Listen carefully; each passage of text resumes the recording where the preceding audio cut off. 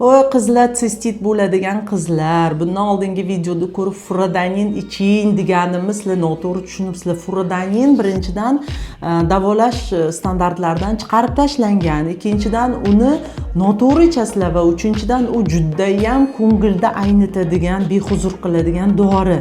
Sistit tez qaytalanadigan qizlar bitta ikkita furadanin ichib qo'yadi, og'rig'i bosilib, shu bilan yaxshi bo'lib qoldim deb o'ylashadi. Aslida bu sistitni surunkali bo'lishiga sabab bo'ladi. Shuning uchun furadanin ichmanglar.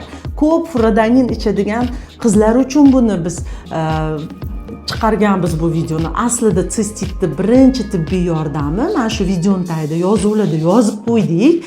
Sistit qo'zg'adimi? Mana shu yozuvning tagidagi dorilardan ichib tezroq yaxshi bo'lib olinglarda va CD analiz topshirib, shifokor huzuriga borib, yaxshi bo'ldingizmi yo'qmi tekshirtirib, keyin dalshi davom ettiringlar davo muolajalarni. Videomiz foydali bo'lgan bo'lsa, furadanin ichib yuradigan dugonalaringiz bilan bo'lishib qo'ying, shu videoni saqlab qo'ying. Sistit bo'lganingizda o'zingizga nima birinchi tibbiy yordam kerakligini bilib qoling. Sog' bo'linglar.